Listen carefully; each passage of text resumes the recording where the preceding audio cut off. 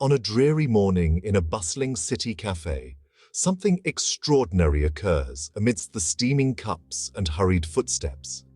A stranger, noticing another's spilled coffee, wordlessly offers a napkin with a gentle smile. This simple act, seemingly insignificant in the grand architecture of daily life, subtly shifts the mood of the entire room.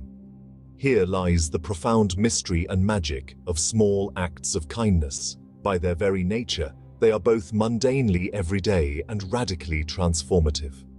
The question then beckons: if such moments can so deeply affect the atmosphere of a cafe, what might they do to the fabric of society if practiced universally? In this exploration, we shall unfurl the delicate yet potent power of love and kindness as manifested in the smallest gestures. Philosophers have long contested the nature and origin of kindness, yet there remains a consensus on its indispensable role in societal cohesion and individual fulfillment. Aristotle spoke of kindness as a virtue midway between indifference and obsequiousness, an earnest and proportionate response to another's need as perceived from their perspective. This empathetic imagination, Aristotle posits, forms the bedrock of ethical interaction and communal life.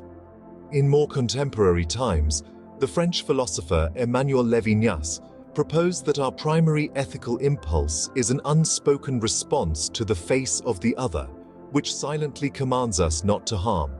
Levinas's theory suggests that kindness is not merely a social nicety, but an ethical imperative embedded in the human condition.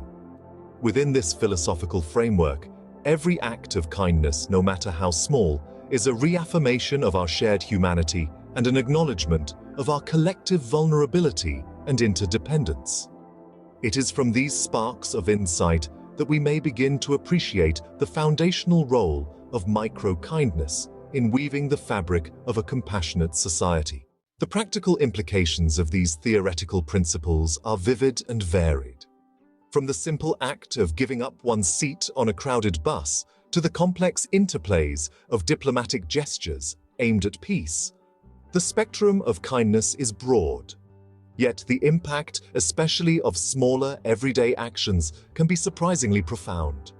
Take, for example, the suspended coffee tradition originating from Naples, where a person can pre-purchase a coffee for someone in need who can later claim it anonymously. Such a custom not only fosters a sense of community, but also allows individuals from disparate socioeconomic backgrounds to share in the same basic human pleasure, a warm drink. Research has corroborated these observations, indicating that acts of kindness ripple through communities, enhancing feelings of trust and safety.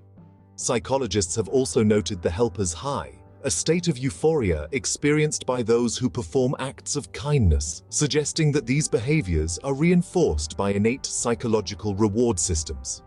Moreover, these micro-moments of altruism provide a counter-narrative to the often overwhelming global issues of conflict, disparity, and despair. They act as tangible evidence that change is possible on a human scale and that each person holds the potential to influence the communal spirit positively. In conclusion, while the acts themselves may be small, their resonance within the concentric circles of individual, community, and society is immense. As we navigate the complexities of modern existence, the cultivation of kindness, not as a grandiose gesture, but as a daily practice, might just be the most radical act of all. It is through these minute, repeated interactions that we construct a world not defined by what we can extract from one another, but by what we can afford to give. Through this lens, the path to a more connected and empathetic society appears not only clear, but also irresistibly compelling.